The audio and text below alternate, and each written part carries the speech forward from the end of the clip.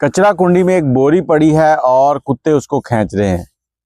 लोगों ने जब उसको खोल के देखा तो एक ज़ईफुल उमर शख्स जिसके नाक से खून बहते हुए उसकी दाढ़ी और मूंछों तक पहुंचा हुआ था। अस्सलाम वालेकुम, कैसे हैं आप लोग। मैं हूं आपके साथ अदनान और आज की कहानी जो आपको मैं सुना रहा हूं ये हर बेटे को सुननी चाहिए कि आज जो आप करेंगे वही कल भरेंगे। ऐसा ही इस बेटे के साथ हुआ।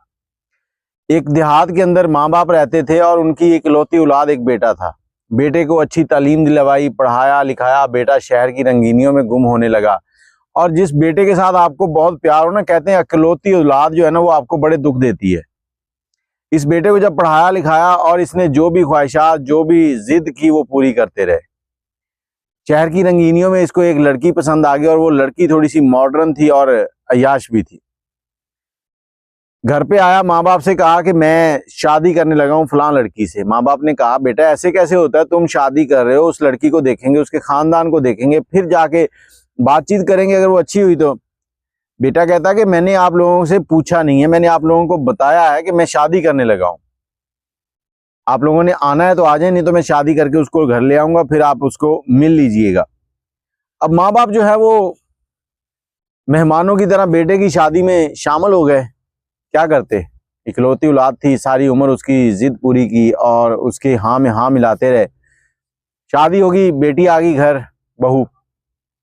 अब बहू को मिलने के लिए शहर से रंग बिरंगे लोग आते थे, मॉडर्न। बहू ने जीन्स पहननी, शर्टें पहननी, जो कि माँ बाप को अच्छी नहीं लगती थी। वो कई बार उसको नोक टोक करते थे। अब लड़की जो है वो अपने शौहर से कहती है कि मेरे दोस्त शहर से आते हैं, तुम्हारे माँ बाप जो है ये ओल्ड फैशन है, उनके सामने आके अजीबोगरीब सी बातें करते हैं तो मुझे अच्छा नहीं लगता। अब बेटा जो है वो बेगम के पीछे लगा हुआ था। बेगम को कहता ठीक है। माँ बाप से जाके उसने झगड़ा किया, उनको कहता कि जब उसके मेहमान आए तो आपने सामने नहीं आना, उसको बुरा लगता है, उसकी इंसल्ट होती है। अब माँ बाप खामोश, एक घुटन वाली जिंदगी चल रही है उनकी। बहू जो कि अपनी पसंद से लानी थी, जो उनकी इज्जत करती, यहाँ पर बेटे की पसंद आ गई जो कि नखरे कर रही है, उसके नखरे उठाने पड़ रहे हैं।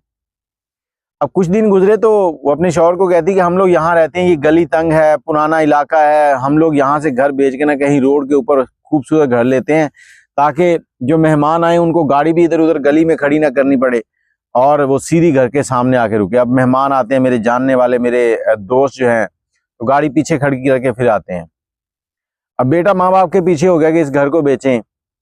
यहाँ पर सारा दिन लोग आके बैठे रहते हैं, कोई हमसाई आ गई है, कोई कुछ आ गया, सारा दिन बातें चलती हैं। ये कोई सराय थोड़ी है, ये हमारा घर है। बेटे ने बाप ने बेटे को समझाया, बेटा ये हमारी वालिदैन की यादगार है, हमारी यादें वाबस्ता है इससे, तो ऐसा नहीं करो। बेटा कहता बेचना है तो बेचना है। अब बाप जो था उसने कोशिश की पहले, लेकिन फिर आखिरकार उनकी जिद के सामने हार गया। घर बेच दिया, बाहर एक घर नया ले लिया रोड के ऊपर, बड़ा खूबसूरत। अब इस घर में रहना शुरू हो गए तो उसकी जो बीवी थी उसको ये दोनों माँ बाप जो उसके थे वो बड़े चुभते थे। अब वो कहती कि इनसे छुटकारा हासिल करें, लेकिन यहाँ पर एक ट्विस्ट था, वो ये था कि लड़के का जो बाप था उसने ये घर जो नया लिया ये भी अपने नाम ही किया था। अब लड़के को भी ये रंज था कि इसने मेरे नाम क्यों नहीं करवाया मेरे बाप ने, आखिर इसने मर जाना है तो मेरा ही है ना, तो अभी करवा देता। अब दोनों मियाँ बीवी इस चक्कर में थे कि ये कैसे अपने नाम करवाएं, और ऊपर से उसकी बीवी कहती कि तुम्हारे माँ बाप जो है ओल्ड फैशन है, तो ये यहाँ पर होते हैं, मेरे दोस्त आते हैं तो मुझे बड़ी शर्मिंदगी फील होती है। अब एक दिन उसकी माँ जो है वो सीढ़ियों से नीचे आ रही थी, इन्होंने बड़ा तंग किया उसको, दोनों माँ बाप को बड़ा तंग किया कि ये यहाँ से चले जाएं, लेकिन वो बेचारे बेबस से कहाँ जाते, बर्दाश्त कर रहे थे। माँ सीढ़ियाँ उतर रही है तो पीछे से बहू ने धक्का दिया, बेटा नीचे खड़ा देख रहा है। माँ ऊपर से लुढ़कती हुई नीचे आई, सर में चोट लगी और मर गई। माँ का कफन दफन किया, यही कह दिया कि ऊपर से गिरी है, चक्कर आए तो मर गई है। कफन दफन करने के बाद सारा मामला खत्म हुए तो बीवी अपने शौहर को कहती है कि अगर तुम्हारे अब्बा को पता चल गया कि हमारी वजह से अम्मा फौत हुई है तो ये घर किसी और के नाम करवा देंगे, तो क्यों ना हम तुम्हारे अब्बा को भी खत्म कर दें। अब ये दोनों मिलके प्लान बनाते हैं और बाप को मारने की पूरी प्लानिंग कर ली है। बाप सो रहा है कमरे में, उसके ऊपर चादर डालते हैं, उसको लपेट के ऊपर से डंडों से मारते हैं, खूब मारा है। जब इनको तसल्ली होगी कि अब मर गया होगा, क्योंकि चादर जो है वो खून से लथपथ हो गई थी, तो उसको उठाया, एक बोरी में डाला और रात के टाइम शहर के बाहर जो कचरा कुंडी थी वहां फेंक आए। अब इसके बाप की एक आदत थी कि वो हर वक्त अपना शनाख्ती कार्ड जो है ना अपनी जेब में रखता था। इसने उसकी जेबें नहीं चेक की, ऐसे ही ले गया, वहां फेंका है। अब सुबह हुई है तो ये वापस आया, आके कमरा साफ किया और खामोशी से सो गया है। सुबह हुई, वहां पर लोग जो कचरा कुंडी में कोई काम करने जाते हैं, कचरा फेंकने जाते हैं, वो देखते हैं कि कुत्ते एक बोरी को खींच रहे हैं। और कुत्ते हमेशा खून वाली चीजें या इस तरह की चीजें हो ना तो बड़े उस पर मुतवज्जे हो जाते हैं। बोरी को खींच रहे हैं इधर उधर। लोगों ने जाकर बोरी खोल के देखा तो उसके अंदर एक दाढ़ी वाला शख्स है जिसके नाक से खून बह रहा है, मूंछें तर हो गई हैं खून से, दाढ़ी भी खून से तर है। दिसंबर की रातें थी, सर्दी थी और वो मरा हुआ था। उसकी लाश ऐसे ही अकड़ी हुई थी जैसे बोरी के अंदर बंद की थी उन्होंने। पुलिस को बुला लिया, पुलिस आई, उन्होंने तलाशी ली तो जेब से शनाख्ती कार्ड निकल आया। शनाख्ती कार्ड लिया और पहुंच गए बेटे के पास। घर पे ठक ठक हुई, काफी देर बेल बजाई, अंदर से बेटा आंखें मलता हुआ निकला। आके पूछता जी। उन्होंने कहा आपके अब्बू। कहता अंदर सो रहे होंगे। तो पुलिस वाले कहते कि ये हमें एक शनाख्ती कार्ड मिला है एक जगह से, तो ये आपके वालिद के नाम से है, तो वहां पर एक लाश मिली है, तो क्या ये आपके वालिद की है? आप हमारे साथ चले, शनाख्त करें। अब बेटा अपनी तरफ से तेज बन रहा था, कहता कि वो नींद में बाहर निकलते हैं, हो सकता है उनका किसी ने मर्डर कर दिया हो। मतलब जो वो सवाल पूछ रहे हैं उससे अगले सवाल का जवाब दे रहा है। तो पुलिस वालों को शक पड़ गया, उन्होंने कहा कि गड़बड़ यहीं कहीं है। अब उन्होंने कहा ठीक है, बेटा कह रहा है कि आप हमें लाश दें ताकि हम उसका कफन दफन करें। तो पुलिस कह रही नहीं, पहले इन्वेस्टिगेशन होगी। पुलिस दोनों को थाने ले गई, ले जाकर दोनों से सवाल जवाब किए।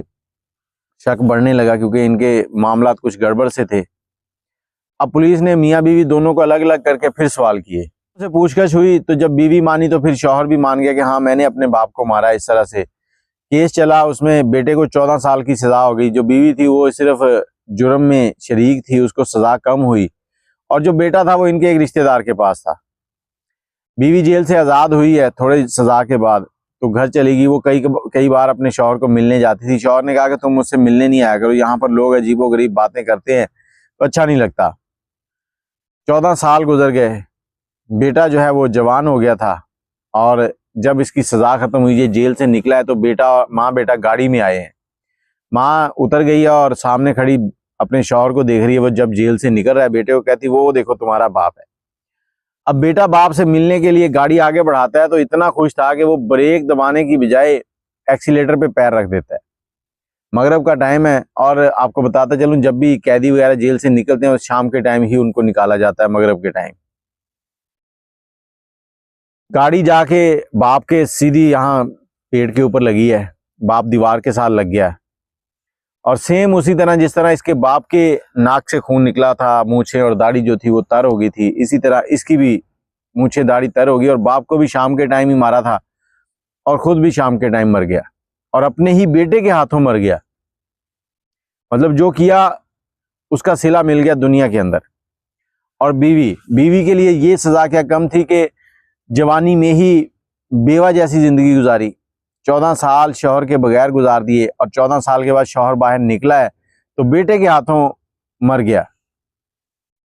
अब आपको ये स्टोरी सुनाने का मकसद सिर्फ ये है कि इस दुनिया में हर चीज का सिला मिलता है, आप जो करेंगे वैसा ही भरेंगे।